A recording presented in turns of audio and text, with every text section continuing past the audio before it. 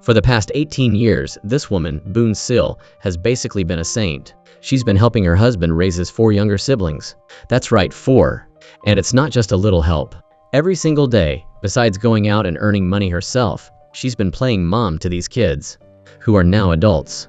She's taking care of everything: food, clothing, and making sure they have a roof over their heads. It's a huge responsibility. Now, her husband, Poong Sang, who is the eldest brother, sees himself as the patriarch. He and his wife Boon Sil have always looked after his younger siblings like they were their children. But here's the problem. Poong Sang is completely ignoring Boon Sil's feelings. She's been silently suffering in this family dynamic for years and years.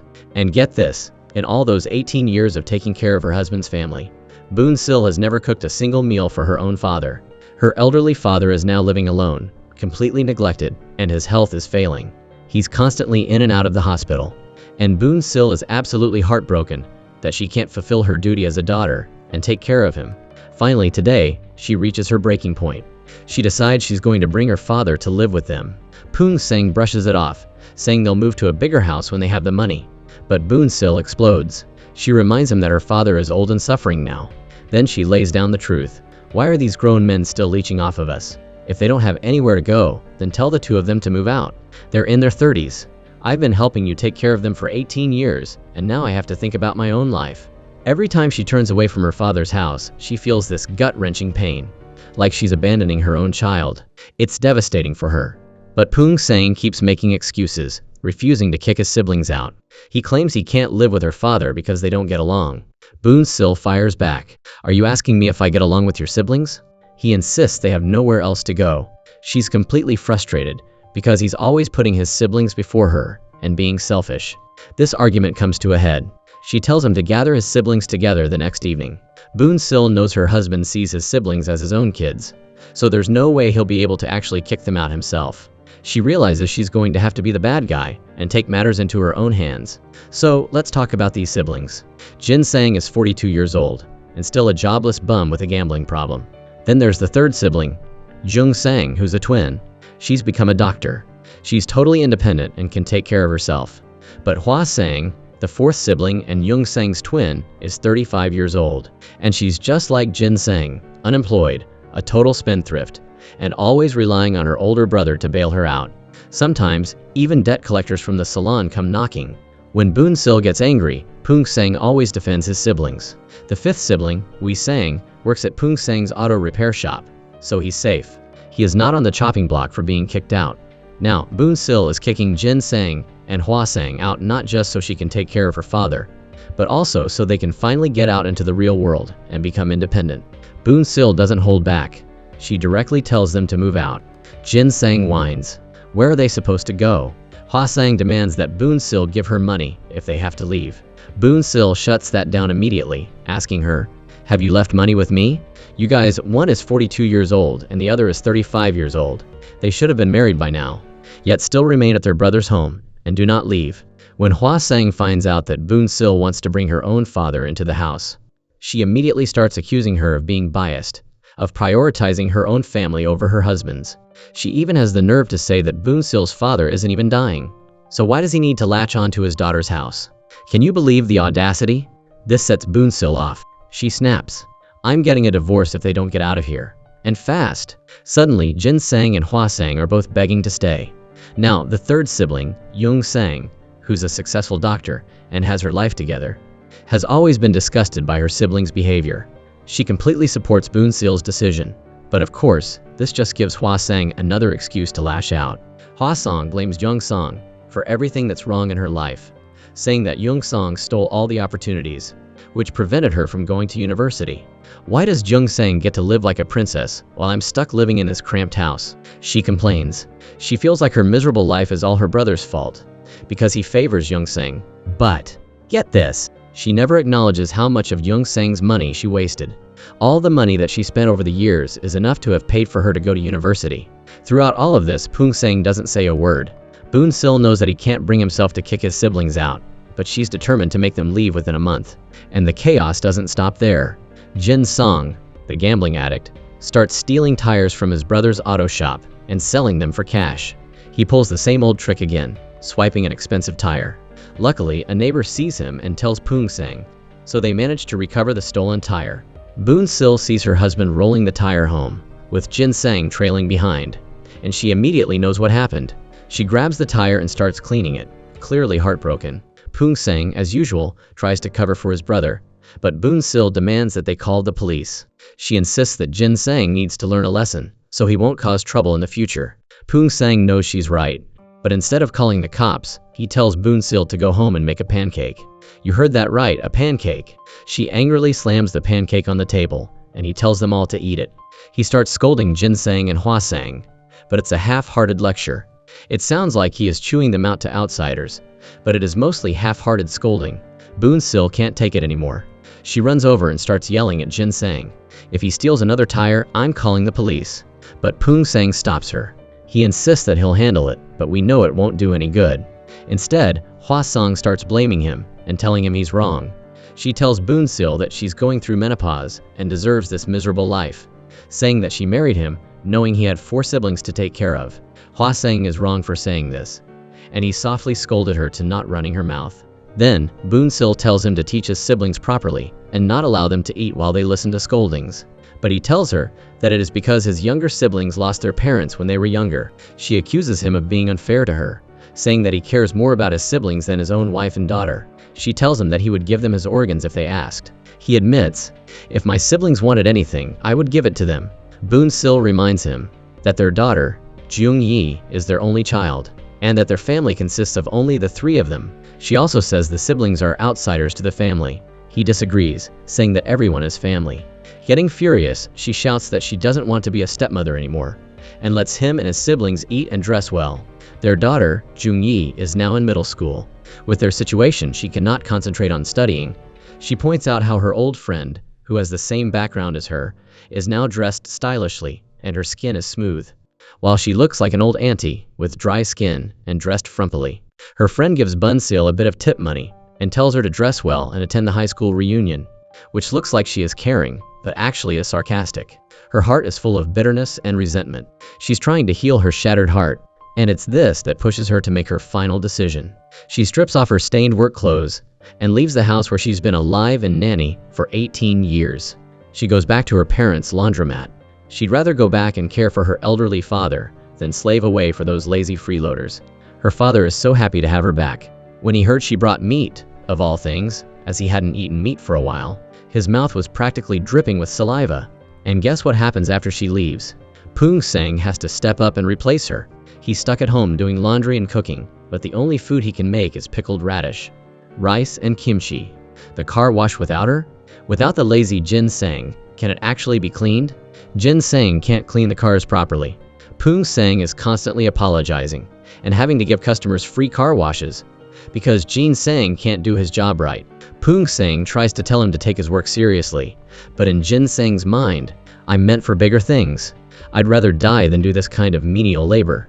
Hearing his deadbeat brother say something like that, Poon-sang gets so angry that he grabs his pellet gun, wanting to shoot down his foolish dreams. In order to make up for the household expenses, he has to work like a dog. He works at the auto repair shop during the day, and then he has to go do extra labor at night, like unloading trucks. Ever since Boon-sil left, the whole household has gone completely crazy. Poon-sang lies to his daughter, Jung-yi, telling her that her grandfather is sick, so her mother had to go home to take care of him. But is it truly possible that she would not see the real reason for the mother to leave the family? With such a chaotic environment in the family, it would be strange for someone to stay. Poon-sang has no other choice but to go find Boon-sil, hoping to get her to come back. She asks him, "Can't you survive without a live-in maid?" He just mumbles, listening to her rant.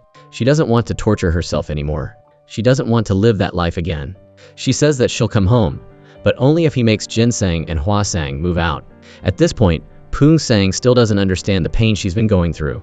He's still joking around, acting like it's not a big deal. As he's talking, he tries to pull her back home. But Boon-sil, who has always been so patient, finally explodes. She finally lets out all the pain she's been holding in. She tells him that she has severe depression. He has no idea how many medications she's been taking. She pulls out her bag of medication and shows it to him. She dumps all the pills out of the bag, shocking him. She's so tired. Not just physically tired, but her heart is sick. As she's saying this, she breaks down in tears, releasing all the pent-up emotions she's been suppressing for over a decade. She tells him that she hasn't had a single happy moment since she's been with him. She says that this entire 18 years of silent sacrifice has completely exhausted her both physically and mentally. As soon as those words are said, she starts crying. She's always tried her best, because she felt sorry for her husband working hard to raise his siblings. But to be told and hear these words, she never thought she would be the one who ends up being hurt and not even understood. He was completely unaware of the emotional toll it was taking on her until he actually saw her taking her medication like it was breakfast. That's when he realized he'd been completely ignoring his wife's feelings. So he arranges to meet with his siblings. Standing in front of them, he still can't bring himself to say the words. But eventually, he reluctantly says that Jin-sang and Hwa-sang have to move out within a month. But of course, Jin-sang and Hwa-sang are fighting it tooth and nail. Poong-sang tells them that Boon-sil is sick because of them. She has to take a handful of pills every day, but they don't care about their sister-in-law's health at all. They only complain about their brother being ungrateful. They whine about how cold it is in the winter and ask where they're supposed to go, saying that he might as well be telling them to go die. But Poong-sang is firm this time. They have to move out. He's not backing down. So, Hwa-sang starts looking for cheap rental houses, while Jin-sang takes the easier route. He wants to use his natural charm to get money from rich older women. But, predictably, it backfires. He gets set up, and they demand 10 million won, that's about USD 8,500, or they'll throw him in jail. Jin-sang is desperate, so he puts on a dramatic show for his brother. He threatens to jump into the river and end it all. How will Poong-sang be able to abandon his brother? Poong-sang originally was going to beg to hope the opposite side would give him a little more time. But the opposite side is insisting on seeing the money tomorrow before they are willing to throw him in jail. Unbelievably, Poong-sang still chooses his brother over his wife. To save Jin-sang, he goes straight to Boon-sil and demands that she give him all her money. When she refuses, he literally snatches the money from her. And this money was set aside for Jung-yi's university. He has no regard for his child. Boon-sil can only scream and chase after him. With her last breath, she yelled out, "You are trash." All the money she had worked so hard to save over the years is gone in an instant. She realizes that he doesn't see his daughter as his child. He cares more about his 4 siblings than his own flesh and blood. She reveals to him a secret. When she was pregnant with Jung-yi, he wanted her to get an abortion because he needed to take care of his siblings. If she hadn't fought for her daughter's life, Jung-yi wouldn't be here today. Unbeknownst to them, Jung-yi has heard everything her mother said. She already had some resentment towards her father, but now she hates him even more. Hwa-sang is packing her bags, getting ready to move out, and Boon-sil is glad. But Hwa-sang glares at her, clearly filled with hatred. Poong-sang is worried and wants to follow her, but Boon-sil stops him. But even when she told him to stop, he still did, looking at what Hwa-sang is doing now, and what he saw made him extremely furious. Hwa-sang is living with a single father. Seeing her holding a bowl of noodles, he explodes and drags her outside. He snatches the bowl of noodles and smashes it on the ground, terrifying everyone. While grabbing her, he yells at her to live better. The two of them get into a huge argument, and she runs back inside, slamming the door behind her. He returns home and unleashes all his anger on Boon-sil. He claims that if she hadn't kicked his siblings out, Jin-sang wouldn't have been trying to seduce rich women and fallen into that trap, and Hwa-sang wouldn't have been living with a single father for a bowl of noodles. But how can she be blamed for this? It is said that you remember the person who planted the tree while eating the fruit. She has taken care of them for 18 years, only to be accused of being the mastermind. So, how can she blame Poong-sang? Her brother and sister were originally like that, and he says he knows that they're useless. But he, as the older brother, has to protect them, and is self-blaming for not having that ability, and hoping for her to help him take care of them. But she is questioning him, is the reason he is doing that he has no power in doing that.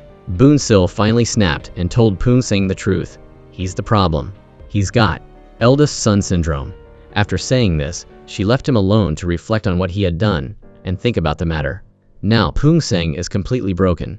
He is feeling down in the dumps. He lashes out at Hwa-sang, asking why she can't be more like her twin sister, Jung-sang. He yells that he would be grateful if she could be half as good as Jung-sang. Hearing him constantly compare her to her sister makes Hwa-sang furious. She reveals that it's because she was forced to drop out of school to make way for her sister to learn. And that's how she turned out like she is now. She blames him for ruining her life and says that she doesn't see what's so great about Jung-sang. She then drops a bombshell that stuns him. His precious Jung-sang, the sister he's always been so proud of, is having an affair with a married man. And his wife has found out. And now he is having an affair with a man. This news is almost too much for him to believe. So in response, he slaps Jung Song straight to the ground and asks her if she has lost her mind. He wants to know how she could let something like this happen after he raised her and got her into medical school, which is something other people want but could not achieve.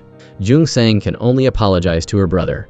He can't let her bright future be ruined, so he goes to the married man's wife and begs her on his knees, hoping she'll show mercy and forgive his sister. He doesn't want her to be fired, but Jung Sang has caused her too much pain. She absolutely refuses to forgive them. She even shows him the scar on her wrist from where she tried to kill herself. At that moment, he realizes he has no right to ask for forgiveness. Already devastated by his siblings' betrayal, he now sees his daughter refusing to study, putting on makeup, and acting out. He yells at his daughter, expressing his anger. Faced with his outburst, Jung Yi hates her father even more. She tells him that he has no right to treat her like that, and confronts him about wanting her mother to get an abortion when she was pregnant. Her words are sharp and biting. She accuses her father of only caring about his aunts and uncles and the storm inside. Now, hated by his daughter and having his siblings, whom he has spent his whole life raising, not listen to him, he feels like his life is a complete failure. He lies on the floor, refusing to eat or drink. Boon Sil tries to talk to him, but he shouts at her and tells her to leave. Distraught, she goes out to drink. The neighbor sees her and tells her about Jung Sang's affair and that she's about to be fired from the hospital. That's when she realizes why Poong Sang has been so upset lately. He has sacrificed his entire youth for his siblings, but they refuse to get their act together. Even his only daughter doesn't respect him. She can only understand what he is feeling, how desperate he must be feeling. Afraid that he might kill himself, she tries to comfort his wounded soul.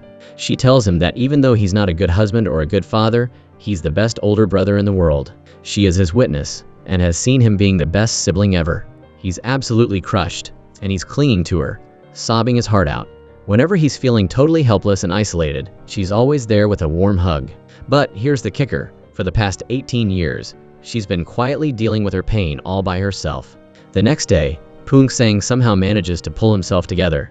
He realizes he can't just stand by and watch Jung Sang fall apart. He's determined to do whatever it takes, even if it means going totally broke, to open a private clinic for her.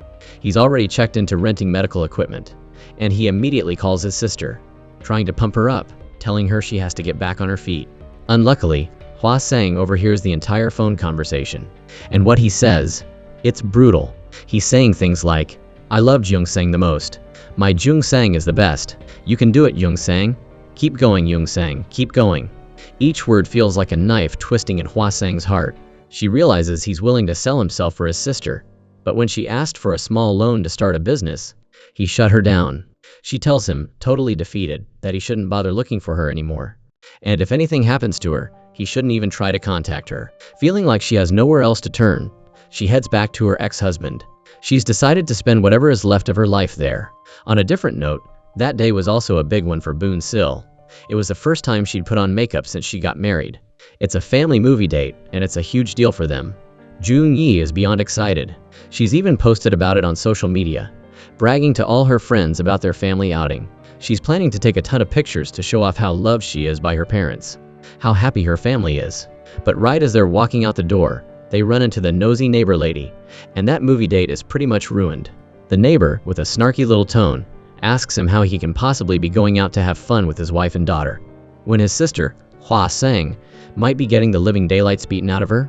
Turns out, her ex-husband has a serious drinking problem, and he gets violent when he's drunk, which is why they got divorced in the first place. Hearing that Hua Sang is now staying with her ex, he immediately ditches his family to go find her. Jung Yi is absolutely furious, seeing her dad constantly running around, putting out fires for his siblings, and forgetting about them.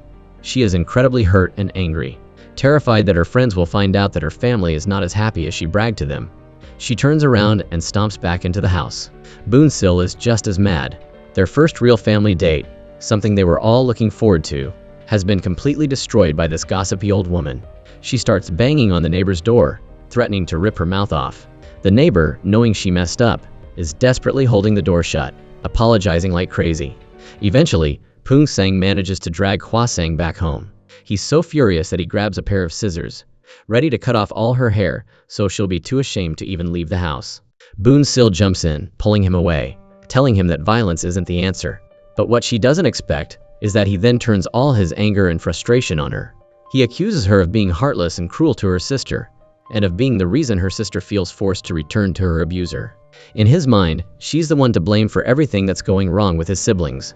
All because she supposedly wants them to move out and fend for themselves. He starts yelling at her, saying she's being so stingy and unforgiving. She snaps back, pointing out that he's always defended them, and that's why she's become this way. She says that if he weren't so obsessed with his siblings, she would be happy to support and help them. But he treats them like stray animals he picked up off the street, putting them before his wife and daughter. That's why she's starting to resent them. She's done. She straight up confronts him, asking him what he's even trying to accomplish anymore. Their first family dinner is ruined again because of his sister. Jung-yi was so looking forward to it. Doesn't he even think about his daughter? Eventually, she just can't even argue anymore. She can't believe she was so foolish. Heartbroken, she grabs her coat and walks out of the house. She goes back to her parents' place, hoping to get some peace of mind. But her dad just starts complaining non-stop. He whines that none of his children understand him. He even tells her that he's already prepared his will. He would rather prepare for death sooner than live alone. Her dad's behavior just pushes her over the edge. Life is so unfair and exhausting. Hwa Sang has nowhere else to go, so she reluctantly decides to go back to her ex-husband. Staying at her brother's place would just be a burden and cause more fights between him and his wife. She figures it is better to start a new life with her husband. Poong Sang absolutely refuses. He's terrified that her ex-husband will get drunk and abuse her again. He's still haunted by the memory of her being beaten so badly that she had to be rushed to the emergency room. He tells Hwa Sang not to overthink things. If she has no one else, she'll always have him. He'll take care of her for the rest of her life. He begs her to stay away from that kind of guy. Hearing him say that makes Hwa Sang break down in tears. She can't even find the words to express how touched she is. Boon Sil overhears this as she arrives home, and she just feels completely hopeless. As long as he's still attached to his siblings, she and her daughter will never truly be happy. Even so, Hwa Sang secretly leaves the house again. In the middle of the night, he tries to go after her, but Boon Sil stops him. She tells him to stay out of his siblings' lives, because the fact that she left shows she still has feelings for her ex. Right then, Jung-yi heads off to school. He doesn't say a word to her, and he doesn't even seem to notice her leaving. Boon Sil reprimands him, saying that he needs to pay more attention to his daughter and not let her get hurt again. However, Jung-yi is at a rebellious age. Living in a family like this is difficult for her. The nosy neighbor rushes over to find them, screaming that something has happened to their daughter. When he gets to the bar, he can barely believe his eyes when he sees his daughter serving drinks. It finally hits him just how much of a failure he's been as a father. He sobs uncontrollably, realizing that he almost ruined his daughter's life. But Jung-yi is still bitter and resentful towards her father. Suddenly, she jumps out of the car and runs towards the edge of a bridge, intent on jumping into the river. This terrifies Poong Sang. She feels like an unwanted burden that her father ignores. She reveals that her dad even considered aborting her when she was in her mother's womb. If she's not going to be happy, she might as well end her life now. Seeing her standing on the railing, ready to jump, Poong Sang is hysterically crying and begging his daughter, saying that he never abandoned her. He admits his mistakes and pleads with her to come down. Apologies pour out of him, and hearing that makes Jung-yi burst into tears too. She doesn't really want to die. She just wanted to hear an apology from her father, and hopes to regain the love she has been robbed of. From that moment on, he completely understands the depth of the pain he's inflicted on his daughter. When they get home, and Boon Sil is a nervous wreck, the moment she sees her daughter, she's ready to explode. She wants to scold her, teach her a lesson, but Poong Sang holds her back, embracing her. She has endured it all in this house and hasn't left yet, all for their daughter. But now her daughter has done something that breaks her heart. She blames her for having to endure and tolerate everything on her account. She resents that she was even brought into this world just to put up with this. She says she's miserable and doesn't know how to live with her parents constantly fighting. Her words are like a slap of reality and reveal how truly unhappy she is. They had been completely oblivious to how she felt living in this house. Poong Sang is consumed by self-reproach. Boon Sil blames him for babying his siblings. After finally hearing his daughter's true feelings, he has an awakening. He thought that if he could survive without parents, then his daughter, who does have parents, should be living a happy life. He now knows he was wrong. He decides from now on, he won't let his wife wash cars anymore. Instead, he'll stay home and focus on raising their daughter properly. 10 blocks away, Jin Sang catches a whiff of braised pork ribs. He pops a piece of meat into his mouth, and the warm, savory flavor sends him into a frenzy. He grabs the entire pot of ribs, and doesn't forget to grab the pot of rice too. Boon Sil is still clueless. She's texting her daughter, telling her to come home early from school because she made her favorite braised ribs. But when she goes into the kitchen, she finds that the whole pot of ribs is picked clean, leaving only the bones. She rushes over to Jin Sang's room and sees him devouring the entire pot of ribs and rice. She's furious, but he doesn't care at all, even asking her if food isn't meant to be eaten. Since there are no ribs left for her daughter, she can only offer a sheepish apology and then hands her daughter a box of condoms. She's worried. Her daughter is growing up fast, and she's afraid she might do something reckless and get hurt. She hopes she can protect herself, but her daughter angrily throws the box to the ground. She blames her for not understanding her feelings, for being clueless about what she wants. After saying that, she sadly leaves. And then there's Hua Sang. She was abandoned by her ex-husband. He told her that he wouldn't live with her unless her brother approved. When Hua Sang refused to leave, he threatened to hit her. Remembering how violent he gets when he's drunk, she has no choice but to listen to him. Seeing her back, Poong Sang finally feels relieved. But before he can finish, they hear her coming home. Poong Sang frantically hides Hua Sang in the bathroom, but Boon Sil spots her high-heeled boots. Eventually, she finds her in the bathroom. She's exasperated. She hasn't even resolved the issues with her daughter, and she doesn't want to cause a scene in the house. She resigns herself to letting Hua Sang come back, but refuses to let her share a room with Jung Yi. She is afraid that her wild and promiscuous life will corrupt her daughter. It's at this moment that Poong Sang is finally at peace. He pretends to scold Hua Sang, making it clear that he's on Boon Sil's side. Thankfully, he made the right call and changed his ways just in time. Finally, he puts everything aside to be with his daughter. The three of them go out to eat. He's so attentive to her feelings and promises to give her everything she needs. If he weren't so obsessed with his four siblings, especially those two troublemakers, Jin Sang and Hua Sang, his family's life would be incredibly happy. Seeing her parents happy together in front of her, Jung Yi is overjoyed. Her mom has been a nanny for 18 years, so exhausted that she's depressed. She's never seen her mom this happy before. This is everything Jung Yi has ever wanted. She genuinely hopes that they can live like this every day. This is also the first time she has felt so content. Poong Sang makes a pinky promise to his daughter, vowing to be a good husband and father from now on. Jung Yi is so understanding. She leaves the rest of the time to her parents. After 18 years, Boon Sil is now getting the chance to go on a date alone with her husband.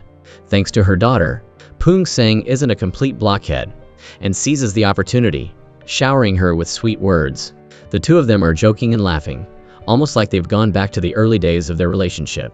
But right as this family is having their first real moment of happiness, Hua Sang calls, but he tries not to answer. Boon Sil told him to ask her to see what's wrong. He told her that he wouldn't interfere anymore, but in the end, he answers the phone to see what's going on. The other end of the line is filled with screams for help, followed by the sound of things crashing. He knows something bad has happened. It turns out Hua Sang went to see her ex-husband. He was drinking, and he likes to beat his wife when he's drunk. Seeing his ex-wife again, he couldn't help but raise his hand and punch her. By the time Poong Sang gets back alone, both of them have been taken to the police station, but he drives the only car they have home, leaving Boon Sil and her daughter stranded in the cold night, unable to find a ride home. They are finally able to catch a ride home in a friendly stranger's car and pay them for gas. This time, she is completely disappointed in him.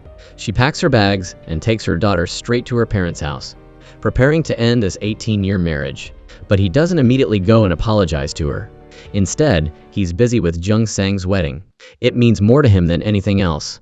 He tells her that even if they don't have any money, he still has to put on a grand wedding for her. His actions once again enrage Hua Sang. When she got married, she didn't have anything. She never even got to wear a wedding dress. Only then does he remember his wife and daughter and run to apologize.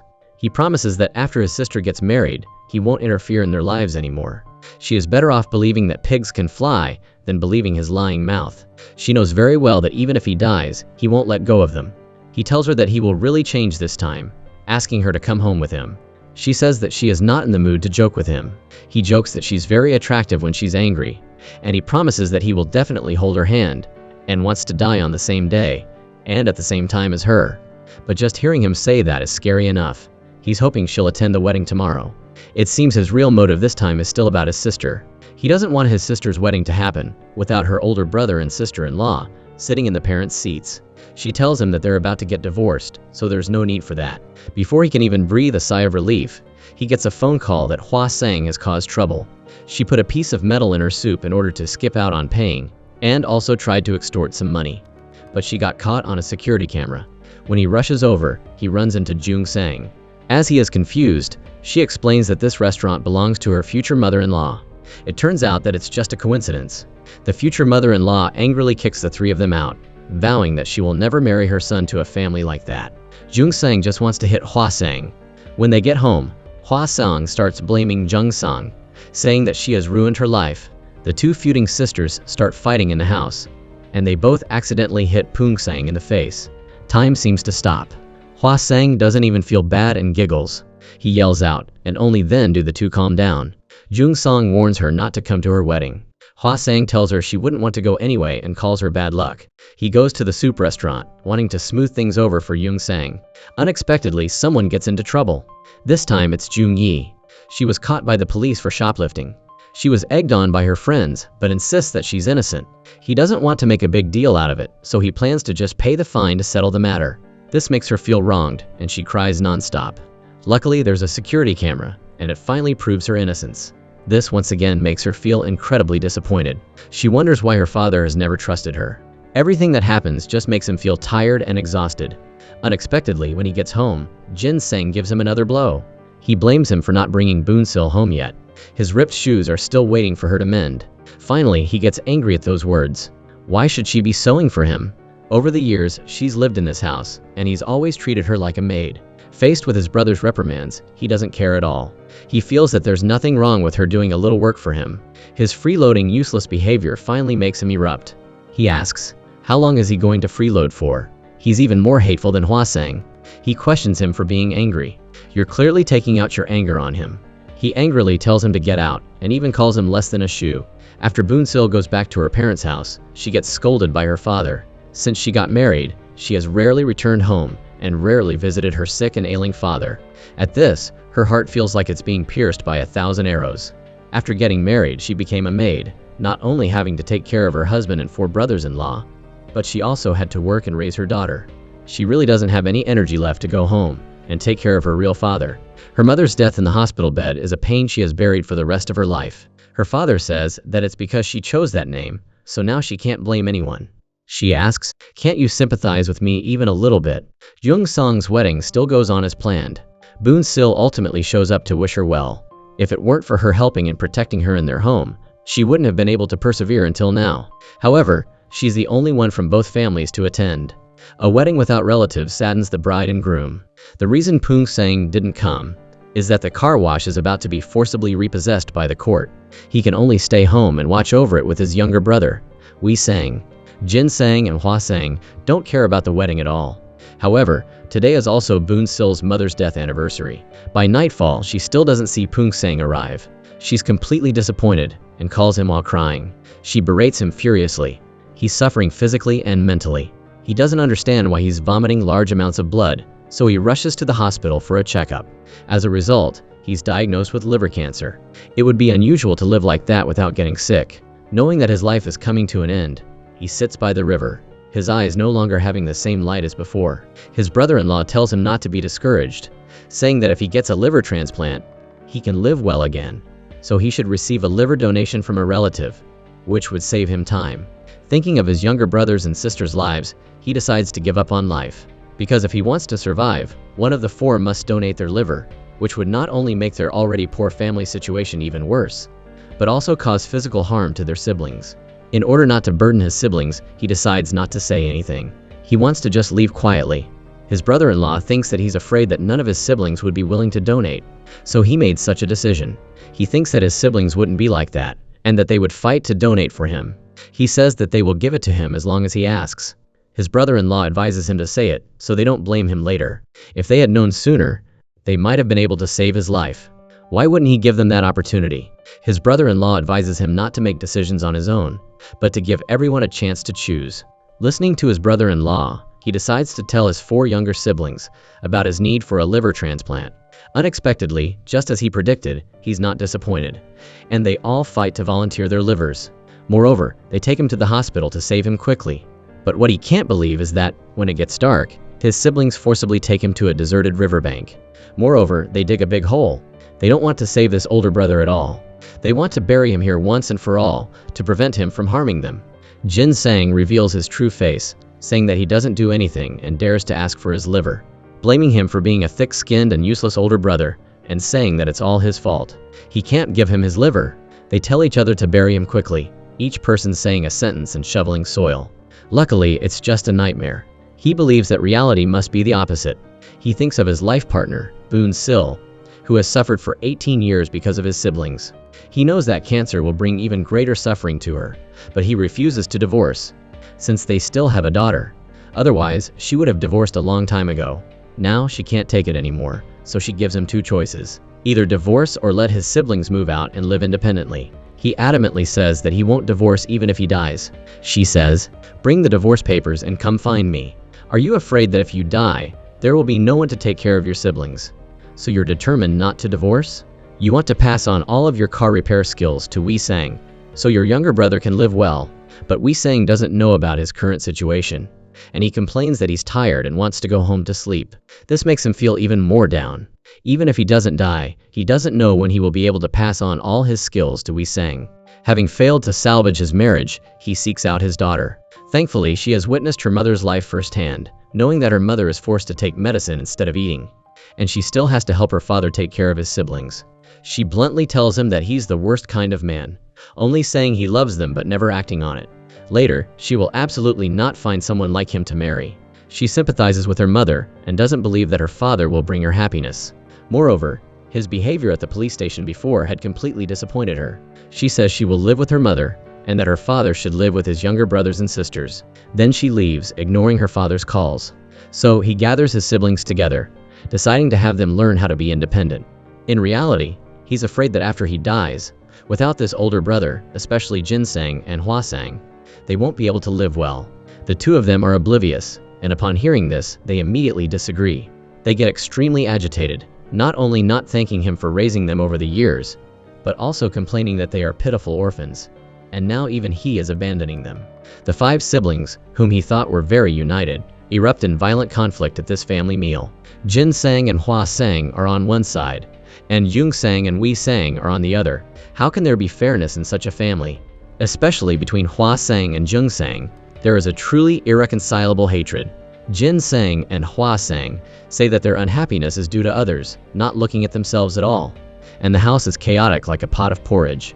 Poong Sang was originally going to say that he had cancer, but they turned everything upside down. He doesn't have the heart to tell the truth about his cancer anymore. He starts worrying if they won't be able to live happily together without him here. Not knowing where to go, he goes alone to the top of a mountain, looking down at the large city, where millions of people are living in the distance. He cries and shouts towards the horizon, "Who can donate a liver to me? I want to live. Who can give me a liver?" His words tremble in the cold wind.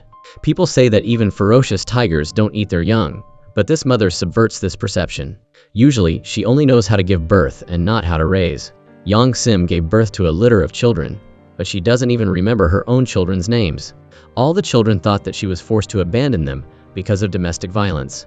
In reality, she sucked all the blood out of them, ruining their lives, and then abandoned them. Now she's short of money, so she's back to them, wanting to suck their blood again. But Poong Sang knows clearly that she's a despicable person. Her sudden appearance makes him worry, afraid that she will harm his siblings. Seeing her, he has countless resentments in his heart. Just yesterday, when Jung Sang got married, Yang Sim took advantage of her status as the real mother and secretly took all the wedding money and ran away. Not only feeling no shame, but also feeling that it was natural. Years ago, she always mistreated Poong Sang. His miserable life now is entirely caused by this mother in front of him. Not only that, but she also took all of Jin Sang's tuition money, sold Hua Sang to a bar as a prostitute, stole everything of value in the house, and didn't even spare the children's piggy banks.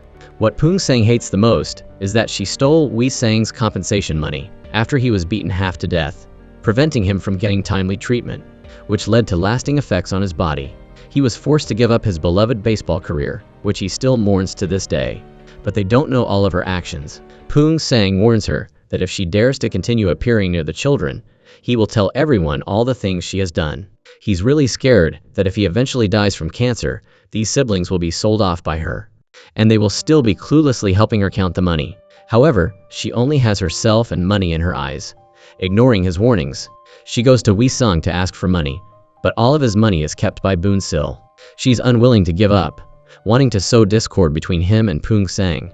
She says that she hasn't fulfilled her responsibilities as a mother, and then puts all the blame for the compensation money years ago on Pung Sang, saying that he was greedy for that compensation money, which is why he couldn't get rehabilitation, leading to his disability and loss of his dream. At this time, Wei Sang believes her words. He hates Pung Sang in his heart, the one who raised him with his own hands, and his attitude towards him turns to resentment.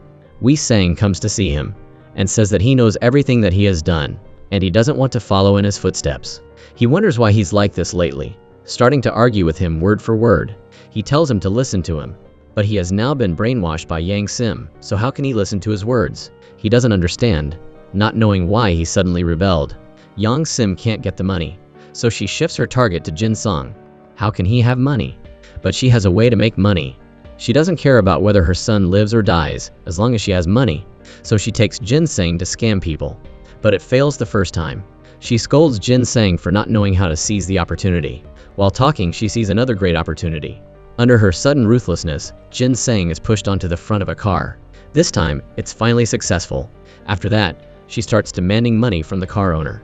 Unexpectedly, the car owner has a dash cam, and he wants to call the police to settle the matter. How dare the two of them continue to demand money? They can only quickly run away on their feet. Jin Sang's whole body aches. He was hit hard when he wasn't prepared, and his body has really been damaged. He has to go to the hospital for bandaging. During this time, she keeps complaining. None of the children are worth anything. None of them are like other people's children, giving their mother money to spend freely. In the end, it's still Pung Sang who pays for his hospital bill. When they get home, he's very angry, scolding Jin Sang for always dreaming of unrealistic dreams, telling him that he should find a normal job to make money. Jin Sang says that dreaming is necessary to continue living. Hua Song also understands him, and she says that it's even sadder if the dream is shattered. He says they should live upright, practically. It's really painful to keep wallowing in dreams and waking up. But Hua Sang says she has always been like this. He tells everyone to learn how to make money with their own labor, but everyone blames him for being able to live so well, while they can't do it themselves. At this moment, he finally explodes. He asks, do they only know how to be tired? Does he tell them to take him as a money-making machine? Does he have to clean up their messes for the rest of his life? Can they give him a break? He is approaching the end of his life, and he finally feels tired. He opened the car repair shop in middle school, working hard from early morning to late at night, having to work as a private driver and work extra at the supermarket, only sleeping 2-3 hours a day. His wife has also suffered in this house for 18 years, but they don't understand and still criticize him. He vows to live for himself from now on. Jin Sang questions, have you never lived for yourself? You volunteered to sacrifice, and now you're taking your anger out on them. Wei Sang says, everyone should still live their own lives. Jin Sang adds fuel to the fire, telling him to separate his household registration. 2, and from now on, they are no longer brothers. Pung Sang's heart is shattered, asking, don't they think they're going too far? I've sacrificed my whole life, only to hear them say this to me? He can't believe that sacrificing his whole life ultimately only earned him criticism. Recently, he has been emotionally unstable, leading them to believe that it's all Boon Sil's fault, that she's disrupting their sibling relationships. They immediately go to question Boon Sil. They want to get a divorce once and for all. Without her, they can take care of their brother very well. They completely forget that she has worked hard for 18 years, and even vomited blood for sacrificing for them. People say that it's true that eating rice and kicking the pot, that the result of 18 years of sacrifice is ultimately getting ungrateful people like them. Because of the 5 siblings, her whole life has been ruined, and ultimately what she gets is betrayal. And they even blame her, saying that she chose their brother, that she wasn't kidnapped and she wasn't imprisoned, that all of this was chosen by her, that no one forced her to choose, so she shouldn't complain about others, and she shouldn't feel wronged. She can only consider herself unlucky. Jin Sang says that she doesn't do anything for them, and still acts all high and mighty. She thinks that talking to them is just a waste of time, saying that she has nothing to say to them anymore, telling them all to leave, and that the divorce should be talked about with Pung Sang. He originally vowed never to get a divorce, but he ultimately chose to divorce. He has made her suffer for 18 years, and someone like him, who is about to die, can't bring her any more pain. To her, this means that she and her daughter can never be compared to his siblings in his heart. She tells him to just live with his siblings forever. He says that he deserves to be struck by lightning and die in front of her. He takes his siblings to climb a mountain, telling his younger brothers and sisters that if he is no longer around in the future, they must love each other. Jin Sang and Hua Sang feel that their sibling relationship is as solid as a mountain. While Jung Sang and Wei Sang are silent on the side. They look at him with contempt. Then he says that he has gotten divorced, pretending that he is finally relieved and free. Boon Sil also tells her daughter the truth about the divorce. And her daughter's reaction is beyond her expectations. She thought that her daughter would stop her. But unexpectedly, her daughter not only agrees but also feels that her mother is really a tortoise, enduring until now before choosing to divorce. If she can't find happiness, then she should end this marriage sooner, and maybe she can find happiness again. She asks, "You really think so?" Her daughter says that she should live her own life, and that whether she is single or remarries, she shouldn't think about her. She shouldn't use the excuse of wanting to find her a father. If she needs a husband, then she should just remarry. She supports whatever she does. Then her daughter congratulates her on getting divorced, and the two of them eat a meal together. And the relationship between the two mothers and daughters moves the viewers. The two mothers and daughters on this side move the viewers, but the two mothers and children on the other side make the viewers feel cold, their faces with deep-seated hatred. Yang Sim goes to Jung Sang to ask for money. Jung Sang is just like Poong Sang, knowing that this mother in front of her is not only bad but also despicable, shamelessly harming her children. Because of her, she doesn't know how much debt she has to carry. What she can never forget is that back then, she ran to find her mother to raise money for her university tuition. But she was chased away by her mother, and she was locked outside the cold house and not allowed to enter. Now she thinks back and still hates her to the core, suddenly feeling that if she had hanged herself to death in front of her house back then, she would have wondered what she would have thought. She vows that even if she is lonely in her old age, she will not visit her even once. Once she fails to get money from Jung Sang, she turns to Hua Sang to make money. But Hua Sang is just like Jin Sang, lazy and gluttonous. So how can she have money? She plans to sell her to an old man over 80 years old, and as a result, when she sees the old man, she is so scared that her soul flies away, and she quickly runs away. She also hurriedly chased after him, pulling her back and trying to persuade her with all her might, telling her to stay with that old man. That way, not only would she have endless money to spend, but after the old man died, she would be able to receive an inheritance. As long as she has money, what does age matter? The old man was very satisfied with Hua Sang, and before leaving, he showed off his wealth, giving Hua Sang 2 large checks, telling her to think carefully and contact him. The life of Poong Sang's family is also getting more and more difficult. The car repair shop, which was the only source of income and place to live, has been forcibly repossessed by the court. Poong Sang can only take his siblings to live in a slum area. At this time, Jung Sang decides to sever all ties with this family. She had long been unable to bear this family. She admired her brother for being able to sacrifice everything, but she couldn't do it. She said that if it weren't for him, she would have broken ties with this family long ago. Now that she is married, she doesn't want this family to affect her life. She hopes that her brother will let her go. Although reluctant, what she said is the truth. For her to live happily, he can only respect her, telling her to go her own way. And he sincerely wishes Jung Sang well. However, as soon as she cut off her 35-year family ties and went to her husband's office to prepare to go home together, she unexpectedly saw Poong Sang's liver cancer medical record. Finally, she finds out the truth that he has liver cancer. So what choice will she make? Will she save the brother who raised her for so long? At the end of his life, Poong Sang feels guilty towards his wife. She has suffered with him for 18 years. He takes out 500 million, which is more than half of his insurance money. He doesn't plan to treat his illness, but uses it as divorce compensation. He has been poor all his life because of his 4 younger siblings. So suddenly taking out so much money makes his wife very surprised. Now that he is an ex-husband, he can only force a smile and say that this is the money he has been secretly saving for a long time. Now he really realizes that no matter how hard he tries to take care of his 4 younger siblings, his abilities are always limited. She asks him if he has only come to his senses now. For himself, even if he is exhausted, he wants to help them. Now he has also thought it through. He did those things not for them, but just to put his own mind at ease. He has done that all his life, and now he is not used to getting out of it. In his whole life he is not only an older brother, but also a father. Boon Sil thought that he had finally come to his senses, but after listening, she realized that she had been mistaken. She has always felt that his sacrifices will ultimately not receive their gratitude. She doesn't know why she suddenly raised a problem that made him face the truth. If he had a serious illness, would his siblings donate their organs to him? This question touched his heart. Without thinking, he tells her that they will definitely do everything they can to donate their organs to save him. But she directly pours a bucket of cold water on his face. 18 years have made her realize their true faces. and she is sure that they will run away to save themselves. He doesn't want to believe her words, but she doesn't want to care anymore. Even so, she still advises him a lot, telling him that as long as he lets go of them, they will still live well. He has been thinking too much for them, but it is not necessary. A miserable marriage of 18 years ends like this.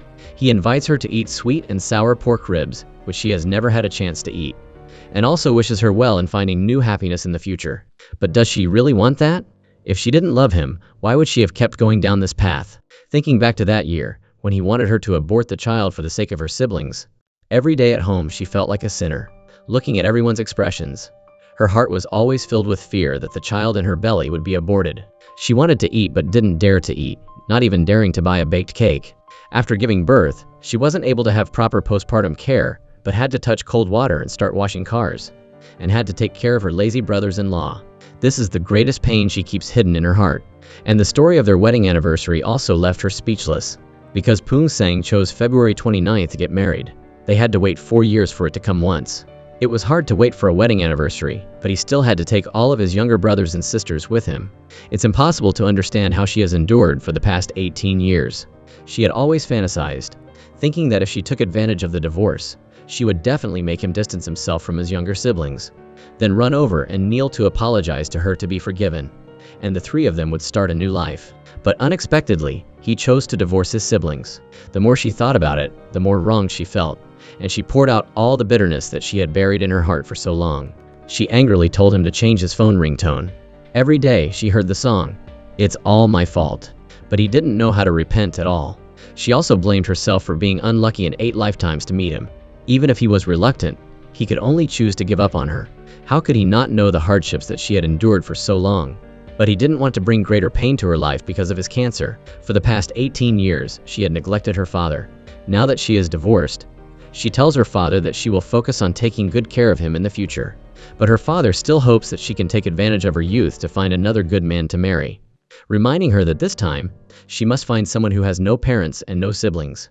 But she has no hope anymore, only hoping to live a peaceful life with her daughter. The first person to know that Poong Sang had liver cancer was Jung Sang, whom he always loved the most. She did not disappoint him. Back then, for her to have money to go to university properly, he directly used his life as a guarantee, raising university tuition for her. She always remembers these things in her heart. After learning that he needed a liver transplant, she immediately took a test to see if she was a match. After her husband found out, he was very unhappy, saying that there were still healthy brothers and sisters. Why should a weak woman like her do it? She said that she was the one who benefited the most among the siblings, and she didn't want to cause conflict with them because of this matter. It wasn't worth arguing about. Hoping that her husband wouldn't interfere and let her handle it herself, Poong Sang also began to arrange his funeral, doing the last things for his siblings. In the future, Jin Sang will be the oldest, and he hopes that he can take good care of his siblings, and tells them to go to work at his friend's used car shop. But he is inherently irresponsible and lazy. He would rather kill people and set fires than do honest work. He can't even take good care of himself, let alone others. Hearing such words makes him very uncomfortable. He thinks that Jin Sang has a mental illness, and he is very likely to become a murderer. And Hua Sang can't accept a poor life and can only go with that 80-year-old man. After he finds out, he immediately takes her back. Even so, she doesn't feel that she is wrong. For a better life, and also for him to get the car repair shop back, she had to do this. What they did makes him even more desperate. He doesn't have long to live. At night, he calls Boon Sil, sobbing alone, and he keeps saying apologies to her, hoping that she can give him a month to live together so that he can make up for his mistakes. Not being able to give her happiness, even for one day, really makes him unable to accept it. But she thought he was drunk and talking nonsense, so she hung up the phone and went to meet her old friends. He could only cry bitterly alone in the light. Very quickly, the test results for Jung Sang came back, and she was a good match for a liver transplant. However, surgery couldn't be performed because her liver was too small and couldn't withstand the risks of organ transplantation. Because it was too dangerous, surgery couldn't be performed. She discovered that she couldn't donate her liver to her brother, so she had to turn to Jin Sang and Wei Sang. Originally, she wanted them to get tested first, but unexpectedly, one of them was either fighting and had a head injury, or was suffering from a fever and the flu. In order to quickly save her brother, Jung Sang could only turn to Hua Sang to get tested. But before it was successful, she didn't want to reveal Poong Sang's condition, so she could only secretly get her tested. But Yeol Han criticizes Jung Sang's actions. Everyone has the right to know the information. How could she let Hua Sang go for testing without knowing anything? Even if she is her older sister, she doesn't have the right to make decisions for Hua Sang. She tells her husband not to interfere in her affairs. On the other side, Poong Sang is living less and less each day. He is completing the wishes he wants to make before he dies, including a wish that his siblings cut off relations with their real mother. But except for Jung Sang, everyone is unhappy. From the time they were born, they didn't have many memories of their mother, and they lacked the love of their father, so they were extremely eager for it. Wei Sang thought to himself that the reason he was preventing him from seeing his real mother was to cover up the truth that he had stolen his compensation money, and he didn't want his siblings to suffer from shattering the dream of their real mother, so he didn't dare to tell them the cruel things that she had done. This wish of his cannot be fulfilled.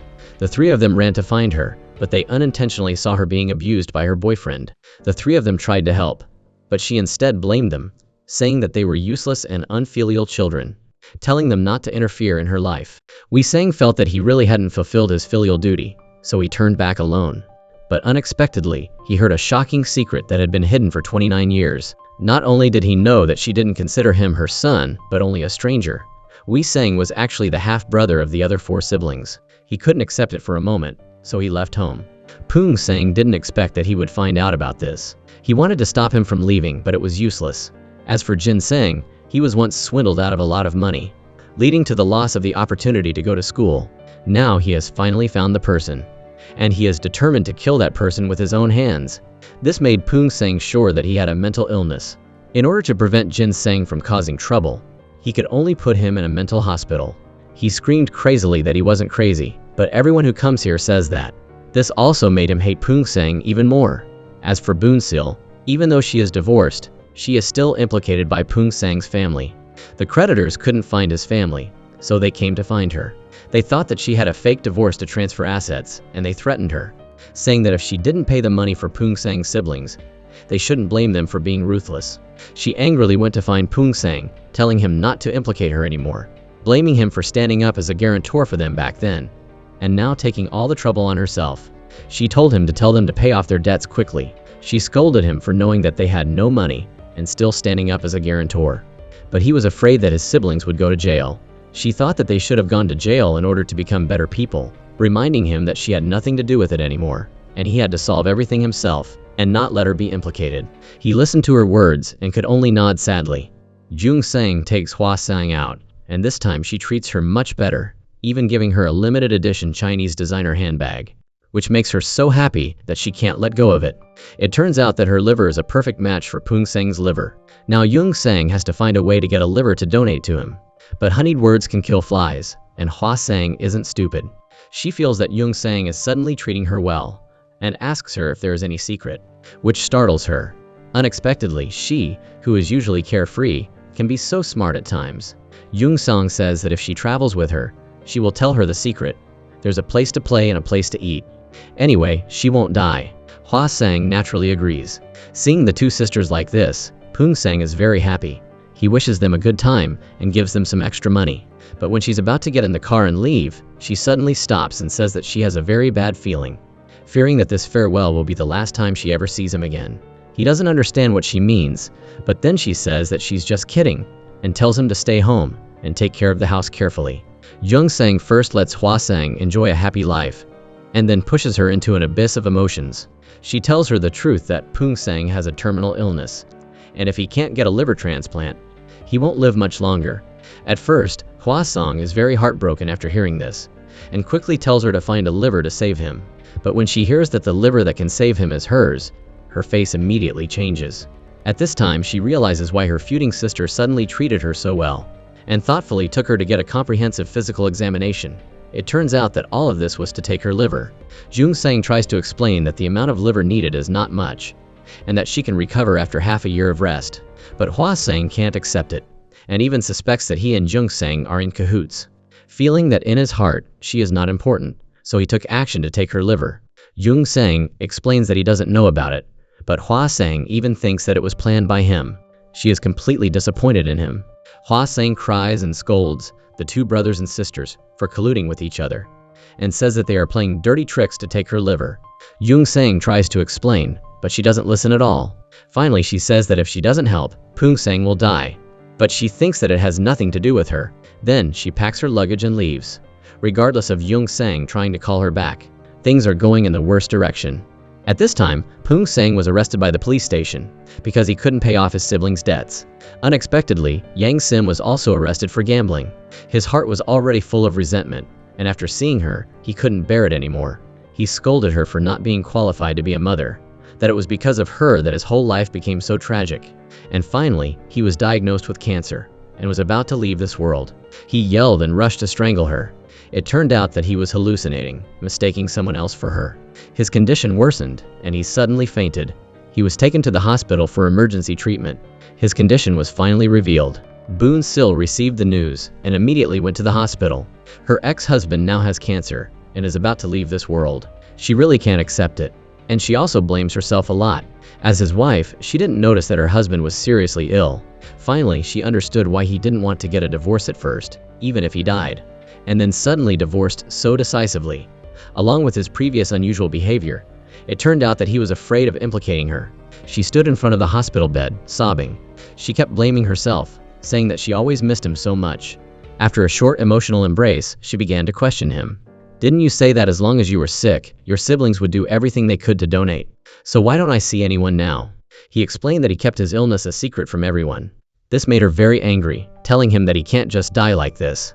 She has suffered for 18 years and hasn't even demanded compensation from him yet. He absolutely can't die like this. Then Jung Sang also comes in defeat. At this time, Boon Sil doesn't consider herself an outsider, and immediately calls all the siblings back to discuss the matter of liver donation. But the cruel reality is soon exposed before Poong Sang's eyes. Hwa Sang sits alone by the sea, recalling the different attitude he had towards her. He gave all the good food and money to Jung Sang for college, and ignored her existence since she was a child. The more she thought about it, the more she hated him. She went to the hospital to find him to question him, criticizing him for not being qualified to ask for her liver, recounting the grievances that she had suffered from childhood to adulthood. She kept saying that he ruined her whole life, saying that she would never donate her liver to him. Jung Sang kept apologizing to Hwa Sang for getting her tested without her permission, hoping that she could save Poong Sang. This liver donation will be done by both of them. Poong Sang was desperate, saying that he didn't need the liver anymore, and telling them to get out. Boon Sil couldn't bear it either, saying that the two of them were really too much. And Hwa Sang said that if she didn't have blood ties, she shouldn't interfere. She pointed out that he had become like this because of them, and if he hadn't worked so hard, he wouldn't have gotten cancer. He was already like this, so why didn't anyone notice? Hwa Sang scolded her for not being the first to find out.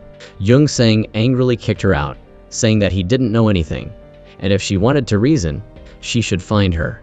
Hwa Sang angrily leaves. He really wanted to live, but seeing the scene before him, he gave up hope. He wanted to be discharged from the hospital and go home, but Boon Sil didn't give up. She went to find Jin Sang, who was imprisoned in a mental hospital, wanting to bring him back for a liver transplant. But his heart was full of hatred for Poong Sang. He immediately went home, wanting to settle the score with him. He punched him in the face, knocking him to the ground, and questioned him on how he could put his younger brother in a mental hospital, blaming him for being very cruel to him since he was a child. Perhaps he hated Poong Sang to the bone, thinking that he regarded himself as a punching bag to vent his anger, and blaming him for locking him in a cold warehouse for 3 days, and not even giving him food. It turned out that Jin Sang and Hwa Sang were the same, having to endure strictness from him since childhood. But all of those things were what he had to do to correct their bad habits.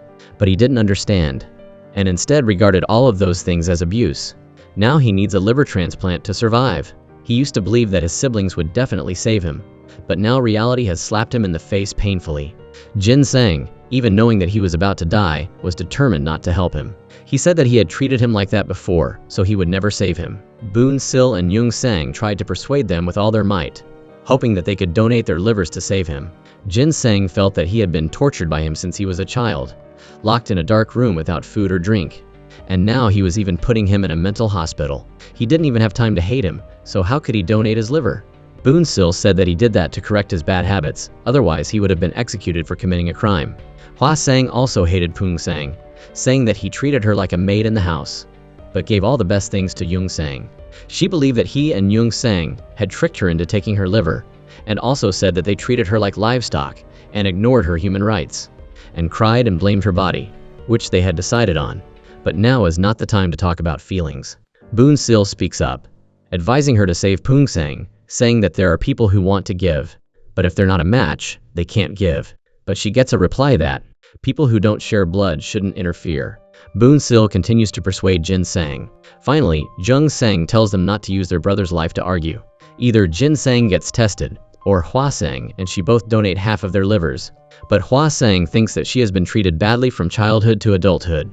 She already has a burn scar on her chest, and now she has to have abdominal surgery too. Jung Sang questions what the scar has to do with the liver transplant. She immediately gets angry and starts fighting. Finally, Boon Sil bursts into tears, begging them, asking them to save Poon Sang. Hua Sang grabs the designer bag she was given and immediately smashes it. She will never sacrifice her life for these things. At this time, Poon Sang arrives and hears those heartbreaking words. Boon Sil, seeing that Jin Sang and Hua Sang don't want to save him, decides to find Wei Sang for help. Hua Sang immediately speaks up to stop her, saying that Wei Sang was put in an orphanage at the age of 6. And because of fear, he ran out in the middle of winter. He was abused by him, so he won't come to save him either. The siblings are all recounting what he did to them. At this time, Boon Sil is trying her best to defend him. He was only 17 years old when he took on this family, being both a father and a mother to raise them. But he didn't receive their understanding, but only received endless resentment and hatred, especially because of Jin Sang and Hua Sang. He doesn't know how much he is worried. If it weren't for the two of them, he wouldn't have gotten liver cancer. Unexpectedly, the two of them said that his illness was caused by her, that it was because she was always confronting him at home, and told her to donate her liver to him. She didn't expect the two of them to be so heartless, which made her completely discouraged.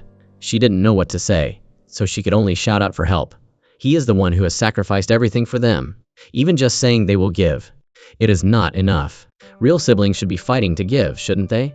She could only ask herself why they were so bad, and they couldn't even pretend to give, and had to make him not only endure the pain of illness, but also add extreme heartbreak. At this time he finally came in. He not only heard all the words, but also felt them deeply in his head. He said that he didn't need anyone to come to save him, and told them all to leave. Only Boon Sil was still heartbroken. She felt extremely dissatisfied. He has sacrificed his whole life, and now it's his life. He is better than his real parents, but in the end, they are so heartless. They indeed raised a bunch of ungrateful people. She really doesn't understand why he lives like this. Her words not only left him speechless, but also made him feel more exhausted. Now he just wants to lie alone on the floor and rest. She had to leave helplessly. When he was alone, he remembered the words from earlier, which were like tongs tightening his head, making his whole soul tremble in pain. A lifetime of sacrifice only resulted in bitterness. He didn't expect his siblings to come and save him, but why couldn't they understand him? He has never lived for himself for even a day. For his siblings, he even ignored the feelings of his wife and children. However, the only thing that made him feel lucky was that his divorced wife wanted to come back to him. The one who had endured 18 years of hardship with him, and never had a happy day. Their wedding anniversary only came once every 4 years, but before leaving, her father pulled her back. He didn't want his daughter to continue to suffer. He said that he has many siblings, so she shouldn't go back to take care of him. When he was healthy, he couldn't find happiness, and now that he has a terminal illness, he can't find happiness even less. But she knew that he had deliberately divorced her, not because of his siblings, but because of her. He didn't want to implicate her and bring her pain. She still loved him, so she had to go back to him. He was already pitiful enough to be abandoned by his siblings, and she couldn't let him be even more pitiful. After all, he was still Jung Yi's biological father. In the end, she still disobeyed her father and went back to him, which moved him to hug her tightly. But his heart was very conflicted. He yearned for her to come back to him. But now that he had a serious illness, he was afraid of bringing her more suffering. Even if she didn't come back, he wouldn't blame her. She said that as long as they shared the same bed for one day, they would be bound for life. Even if King Yama wanted to take him away, he would have to see if she agreed. She went to find Jin Sang again, hoping that he wouldn't let down the gratitude for being raised for decades, begging him to go and save Poon Sang. But Jin Sang hated him for putting him in a mental hospital, so he was determined not to get a liver transplant. His best friend couldn't stand it anymore, scolding his behavior of not saving someone in danger, saying that he should at least go for a test, right? Chilbok's mother couldn't stand it anymore. She had witnessed how Poon Sang had sacrificed, putting his wife and children aside to take care of his siblings. She felt that they, especially Jin Sang, were really beasts in human form. Poon Sang not only paid off his gambling debts, but also worried all day long that he would commit a crime and go to jail. As the second child in the family, he should have taken on responsibility instead of acting so irresponsibly. She also said that if Chilbok had a friend like that, She would get up early in the morning and chop him up for the dogs to eat. He angrily told her to go and donate. Chilbox said that what she said was indeed true. Boon Sil tirelessly went to find Hua Song again, advising her to forget the unhappy things, and to save her older brother's life in this moment of life and death. Otherwise, he would be gone in the future, and it would be too late to regret it. But she thought that he and Jung Song were on the same side, and didn't treat her as a younger sister. Moreover, she also believed that if she and Jung Song needed a liver transplant, he would not hesitate to give Jung Song his liver, not hers. With that, she packed her luggage and left. Having nowhere to go, she had to find her mother. But unexpectedly, not only did she not want her, but she also blamed her for having children like them, who couldn't make her live a happy life. At this time, she realized that she hadn't changed at all. Still that heartless mother, only remembering them when she needed money, and throwing them away like garbage when she had money, and never receiving a hug or a meal. She questioned her about what kind of mother she was, and said that she would not go to find her again. She said coldly that she didn't care. She had to turn to her ex-husband one more time, but her ex-husband also didn't want to accept her, saying that ever since he was with her, he had always had bad luck, and he was either injured or in jail, thinking that she had ruined his whole life. So he resolutely wanted to cut off relations with her. Poong Sang's condition worsened, so he fainted. Boon Sil could only call Yeol Han to treat Poong Sang. When leaving, she pulled Jung Sang aside, telling her to call and comfort him. He was now not in pain because he couldn't get a liver transplant, but because he couldn't accept being betrayed by his siblings. Compared to cancer, their indifference was even more frightening. The creditors went to the police station again to accuse him, wanting to put him in jail. The lives of the creditors were also very difficult. She couldn't watch him be arrested and put in jail, and she couldn't abandon the creditors. So she decided to take out all her savings to pay off the debts. This was the money that the two mothers and daughters had saved. He absolutely didn't allow her to do that. But when she found out that the 500 million he had given her before was half of the insurance money for cancer treatment, the rest was used to pay off the debts of her siblings, and the rest was stolen by Jin Sang and lost in gambling.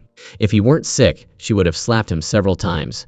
Chilbok's mother met Yang Sim and told her about Poong Sang having cancer. Yang Sim didn't feel any pity after hearing it, but gloated, saying that he was just like her father. They were all that kind of person, and they would die sooner or later from liver cancer. Chilbok's mother couldn't believe that such a heartless person existed, wanting to drag her to get a liver transplant, saying that she should bear the sins she had caused. Yang Sim fearfully bit her like a vicious dog and ran away. Boon Sil, in order to continue paying off his debts, even called to borrow money from her old father. He was furious after hearing it and immediately refused, telling her to come home quickly and to let his siblings take care of him. With no other choice, she had to call and borrow money from her friends. But he had just returned to the door and heard everything. It's true that you know who your true friends are in times of trouble. And he finally understood that brotherly love is sometimes inferior to a stranger. He realized that everything he did for his siblings was just his overthinking, and just the two words, responsibility. She couldn't let him continue to think like that, constantly comforting him, telling him to just hate them and not forgive them, and to just think about his own life. Perhaps for her, this was still a good thing, using this opportunity to bring their lives back to normal. He felt that he was about to be finished, but she didn't want to give up, constantly encouraging him to be strong. He didn't want to live clinging to life like this anymore, intending to choose the now popular form of euthanasia. Although she didn't stop him, she couldn't personally send off her dearest loved one. In the end, she decided to undergo euthanasia with Poong Sang, not born on the same day of the same month of the same year, but willing to die in the same year, same month, and same day. Both of them submitted applications for euthanasia at the hospital. Unfortunately, it was only now that he understood her unwavering love and loyalty, after all these years of enduring torment and humiliation. Before dying, they also planned to check if their livers were a match. If possible, she was willing to donate her liver so that everyone could continue to live well. But she had already used up all her savings to pay off the debts for his siblings. And now she even had to borrow money from Jung Sang for a medical checkup. Jung Sang asked her if she didn't regret it. She hoped that her liver would be a match. She told Jung Sang not to tell him, so that if her liver wasn't a match, they would still have hope. Finally, Jung Sang hugged her after she said that. Now the only person who was worried about her was her father. He knew that she would never give up. So if he wanted his daughter to live well, he had to live. With tears in his eyes, he told him to definitely not give up. Otherwise, his daughter would also lose her hope of living. He said that he would definitely live well, so that he could make up for the pain he had caused her. The two of them spoke a few words, and the results came out. Unfortunately, her liver wasn't a match for him, so a transplant couldn't be performed. She blamed herself for not even being able to have a matching liver, even though they were husband and wife. Yeol-han told her that there was still another way to get a matching liver. She could exchange her organs with someone who needed a transplant. If possible, she was willing to pay any price. However, this method would take a very long time to find a suitable person, and it was unknown if he could hold on until then. But she still didn't give up, telling Jin Sang and Hua Sang to donate their livers to him. But as soon as he saw her, he ran away, and Hua Sang also stayed far away. Chil-bok really couldn't stand him anymore, asking him if he was going to donate or not. He resolutely refused to donate. Chil-bok couldn't stand it and punched him, knocking him to the ground. Don't look at Chil-bok being simple-minded usually, but he knew how much Pung Sang had sacrificed for Jin Sang. Putting him in a mental hospital was to stop him from killing someone, and locking him in a dark room was so that he wouldn't follow his gambling-addicted mother. His older brother had never been wrong. Otherwise, Jin Sang wouldn't be living well today. Chil-bok was furious, and told him that he definitely had to donate his liver, threatening to punch him again with tears in his eyes. Chil-bok even lectured him that even if he took out all his liver and gallbladder, it wouldn't be enough to repay Pung Sang's kindness. He's big and strong, so of course he should go and donate his liver. And said, "What? Are we going to let the two skinny younger sisters donate?" He asserted that Jin Sang definitely had to donate his liver, but what he didn't expect was that Chil-bok had long regarded Pung Sang as his older brother. He even went to get tested to see if he was a match for a liver donation, but his mother threatened to kill herself, saying that she only had one son, and she absolutely couldn't let anything happen to him. Jin Sang remembered the words of Chil-bok and his mother, and felt very uncomfortable. He went outside and happened to run into his brother coming back. He planned to avoid him, but he was called back by his brother. He said that he had given up treatment and was just waiting for the day he would die, and apologized for hitting him when he was younger, and that he shouldn't have put him in a mental hospital. He only hoped that he would forgive him and come home to live with him, telling him not to wander outside anymore. Who knew that the next day, he would directly find Jung Sang, deciding to get tested for liver transplant surgery. But he wanted to hide this from Pung Sang. Finally, Jung Sang saw hope of saving her older brother, and then she told Boon-sil the news, which made her very moved. The result was that he had fatty liver from overeating, so he couldn't donate his liver to Pung Sang, which made Jung Sang furious. Jung Sang anxiously hurried to find Hua Sang, saying that Jin Sang agreed to donate his liver to his brother, but because he had fatty liver, he couldn't donate, hoping that she would let it go and perform liver transplant surgery with her. But she always felt that she wasn't recognized, so she resolutely refused, and even warned Jung Sang not to go to find Wei Sang, saying that he was the child she raised, and she would absolutely not allow her to hurt him. There was still 1 year until Pung Sang's wedding anniversary, and he was afraid that he wouldn't live until then, so he organized it early. After 18 years, this was the first time that Boon-sil received flowers, and it was also the first time that they celebrated their wedding anniversary properly. Even so, she was moved to tears. He kept apologizing for the pain and grievances that he had caused her over the years, saying one unpleasant sentence: if he didn't have cancer, he wouldn't know if he would have such an enlightenment, or if he would realize his mistakes towards her in this life. She also had her own views on love and marriage. No matter how much suffering she endured, as long as her husband still had her in his heart, she could sacrifice everything. The two of them pretended to be 70 or 80 years old to prove that their love had been long-lasting. And even if they died, they would die without regrets. Why is it that people always have to reach the countdown of their lives to truly be enlightened? To cherish the person who has always silently sacrificed for them. But something that no one expected happened. The heartless, meaningless mother who loved money like her life now hurried to find Pung Sang, scolding the other 4 children for being so heartless, seeing their brother about to die and not saving him, and finally directly expressing her willingness to donate her liver to save his life. She said that she came to donate her liver to him. He was very surprised after hearing this. He hated what she had done to the 5 siblings, and hated the dirty blood of hers that was flowing in his body, thinking that if he received her liver, he would become heartless and meaningless like her. Boon-sil felt extremely angry at his behavior. These days, she didn't know how many tears she had shed. If he didn't think about himself, he should think about her and the two of them to continue living. In addition, she didn't care about him anymore, and decided to solve this problem herself. She immediately dragged her mother-in-law in front of Jung Sang to prepare for her to do the test. She was also very surprised that she suddenly changed, and her hatred lessened a lot in her heart. Afraid that she would change her mind, the two of them herded her like ducks onto a rack, holding her tightly on both sides to go for a test. That anxious look was not only afraid that she would run away, but also as if Poong Sang was about to die. Since he was diagnosed with cancer, he hadn't met his daughter to resolve their conflict. Jung Yi didn't know the truth about her father's cancer, and was still angry, so she resolutely refused to meet him. This made him very worried, fearing that he wouldn't have another chance to say sorry to his daughter. At this time, Wei Sang, after a period of calming down, began to recall the entire process of how hard his brother had worked to raise him. Comparing his brother and his mother, he truly realized that his brother had sacrificed everything for him, raising and loving him like a son, while his mother was a stranger. After learning that his brother had cancer and was about to die, he felt that he was wrong to hurt him. He frantically ran to see him immediately. On the way, he met Chilbok's mother, which caused a secret that he had always hidden to be revealed. Chilbok's mother said that back then, he abandoned him in an orphanage out of necessity, just because he wanted him to have food, clothes, and go to school there. He never thought that he wasn't his biological brother and raised him like a son, and that the compensation money was also stolen by his mother. Because he didn't want to ruin his mother's image, he had kept all the truth hidden.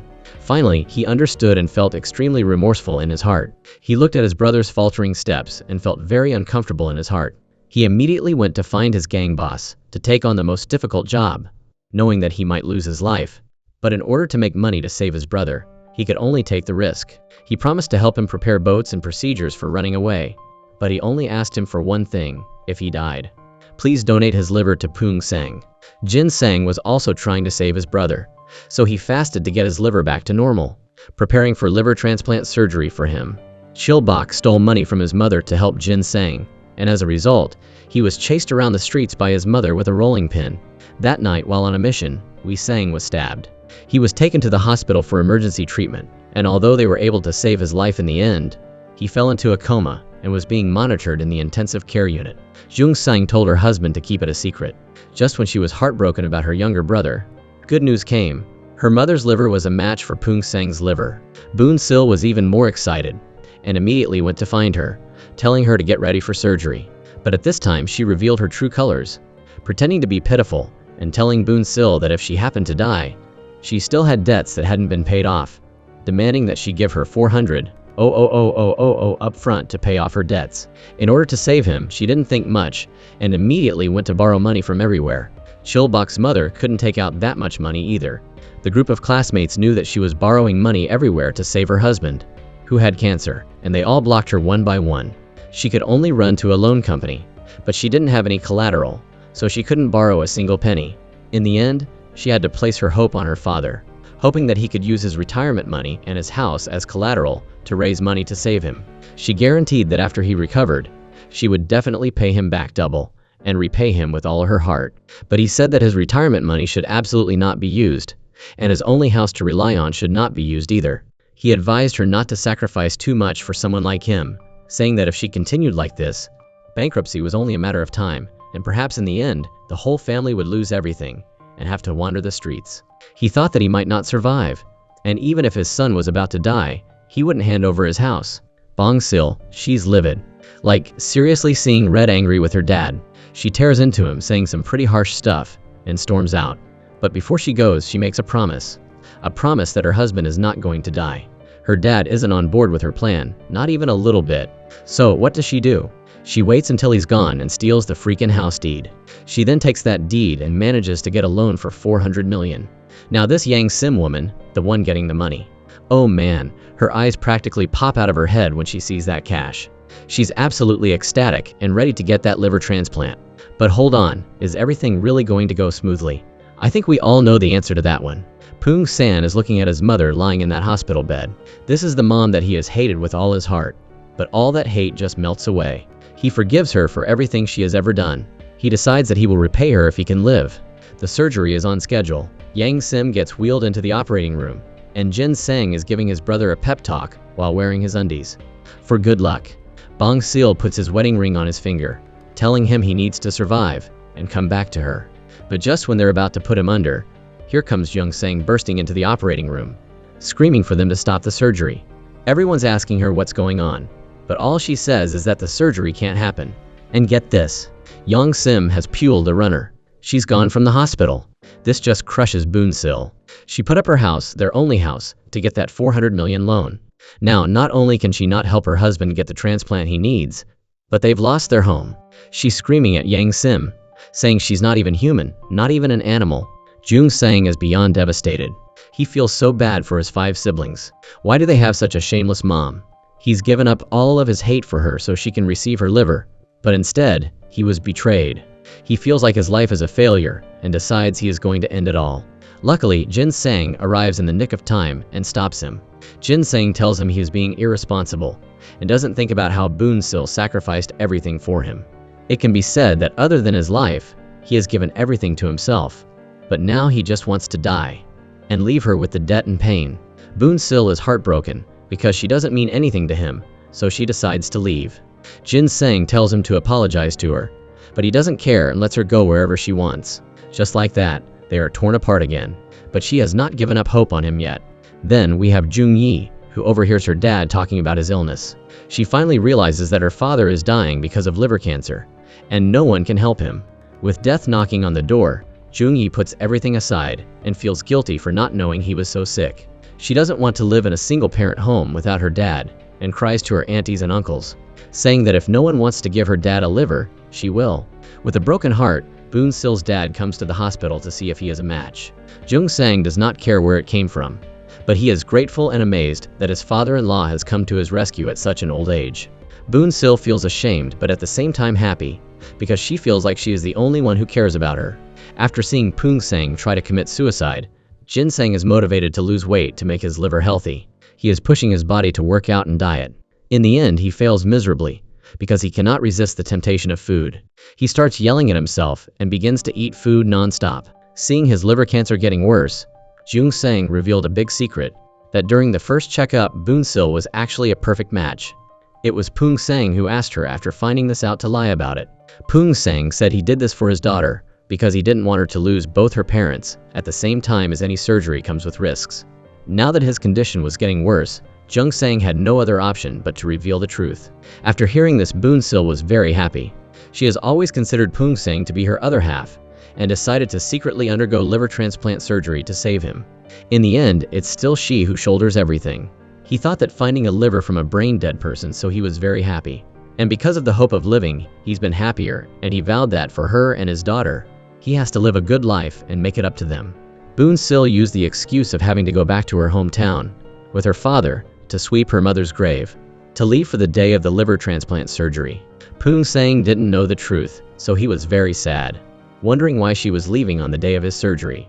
She also hid the truth from her old father, lying that she wouldn't be going back and would stay to take care of him, telling her father to come to the hospital to visit him in a month. Her eyes were full of reluctance towards her father, because no one could guarantee whether she could survive or not. So she was also very reluctant to say goodbye to her daughter. She also didn't forget to tell Jung Yi that if one day her parents were suddenly gone, she had to be strong and live well.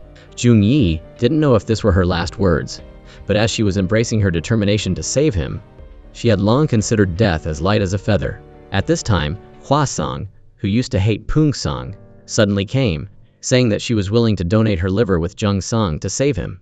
What made her change her firm decision before? It turned out that she had learned a secret. The owner of the bar where she used to perform years ago said that her mother had sold her to many bars, and had also swindled a lot of money from those bars. If Poon Sang hadn't used his life as a guarantee, willing to pay back the money that they had swindled from her, and finally safely redeemed her, then the grass on her grave would be taller than a person now. At this time, she learned of his kindness towards her, so she immediately ran to the hospital, willing to donate her liver with Jung Sang to him. She hoped to use her liver to repay the kindness that he had shown her all these years. She advised Boon Sil to allow her and her sister to save him. But right at this moment, something unexpected happened. Hua Sang raised her hand and slapped Jung Sang hard across the face, because she saw Wei Sang unconscious in the hospital room. She thought that Jung Sang must have been preparing to take his liver. She was angry, because Jung Sang always acted on her own. Jung Sang also slapped her hard across the face, saying why she never listened to explanations, and just blindly speculated there. Jung Sang had never actively thought of killing Wei Sang, and no matter how cruel she was, she couldn't attack her own sibling. If in the end something happened to him, because of his injuries being too severe, in a last resort, she would do that. She couldn't let both of her loved ones die. Boon Sil's father was worried about the medical expenses for the surgery, feeling sorry for his daughter, so he could only take the land title to mortgage it. As a result, he found out that she had already done it first. He was angry that she had secretly taken the land title to mortgage, and immediately ran over to teach her a lesson, scolding her for forgetting her biological father once she had a husband. Poong Sang said that he would treat him with filial piety, like his own father in the future. Only then did the fire of his anger die down.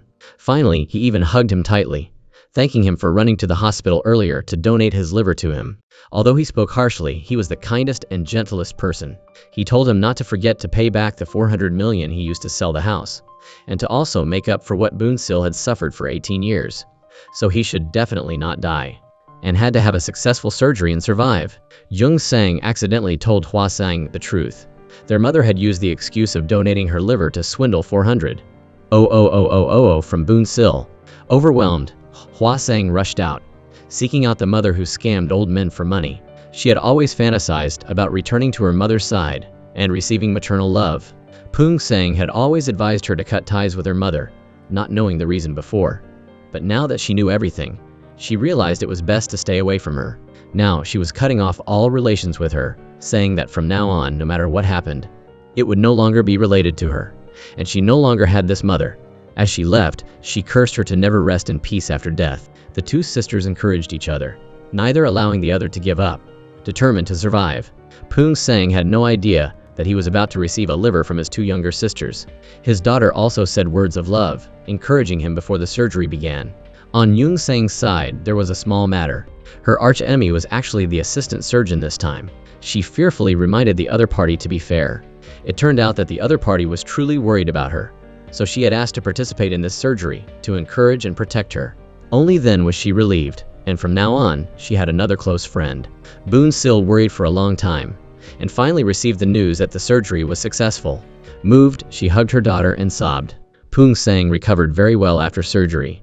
He met Wee Sang, who had woken up from his coma in the hospital, and they happily embraced each other. Just as Boon Sil was worrying about the expenses, she received a surprise. Wee Sang's previous mission had earned him 300,000. Poong Sang thought that this was money that he had exchanged for his life, so they couldn't touch it. However, Boon Sil thought differently, that this was what he deserved.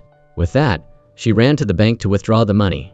But the money had been frozen, and she couldn't withdraw a single penny. In the end, the hospital fees were guaranteed by Jung Sang, so everyone could be discharged. Wee Sang learned about this and immediately found the boss, telling him to quickly release the money. Otherwise, he would make sure he had no place to be buried when he died. After finishing the matter, he immediately reported the news to Boon Sil, telling her to use the money as she pleased. She didn't stand on ceremony and happily accepted, saying that this money was for the family to get back on their feet. She also thanked him for saving this family. Someone as handsome as him naturally had luck. Not only did he find true love, but his ex-girlfriend also gave birth to a baby boy for him.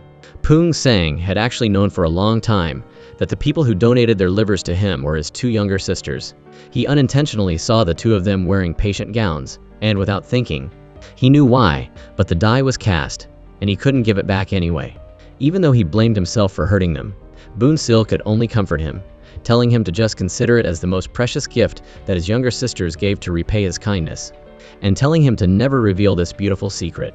Time flew by quickly. 3 years had passed. He and Wee Sang had reopened a car repair shop together, even larger than before. Boon Sil was no longer a nanny for the 5 siblings, but a real sister-in-law enjoying his love. As for Hua Sang, she was finally accepted by the honest Chilbok, and she became pregnant successfully. However, his habit of ripping his pants still hadn't improved, which worried his mother to death. And if she were no longer around, then the task of mending his pants would have to be handed over to Hua Sang. Who would have expected that the most successful one would end up being Jin Sang? The brother who couldn't do anything became the CEO of the used car dealership, and was now showing off with his money. He was using the money to slap all those who had made fun of him. Just then, Poong Sang, carrying a few bags of clothes, then runs to Yang Sim's home. He will never forgive her, but now he no longer hates her. He didn't come to visit but to cut ties. From now on, he'll erase all memories of her, that mother who had abandoned and harmed his children. Yang Sim, now living a difficult and tragic life, knows that he came to visit her, and hurriedly chases after him, not because she wanted to beg for forgiveness, but because she wanted to chase after him to ask for money. She did not need those useless gifts. Until the day she died, she did not regret it, not even a little bit about the crimes she had committed. She was the most evil mother in the world. In times of trouble, all misunderstandings have been resolved, and the 5 siblings have truly grown up. Under the unremitting efforts of Boon Sil, she finally obtained a happy and fulfilling family. It can be said that if Poon Sang's family didn't have her, the 5 siblings would either die tragically or live tragically. Here, this story is now over. Hopefully, everyone can be like Boon Sil. Even if life is tragic, they will bravely face it, always remain steadfast, and never give up. If so, then no more difficulties will be able to defeat us. The important thing is that we have tried our best, with no regrets and no guilt. And that's a wrap. You've now got the complete translation, packed with engaging language and all the details needed to create an unforgettable YouTube experience. I hope it will be a success. Thank you.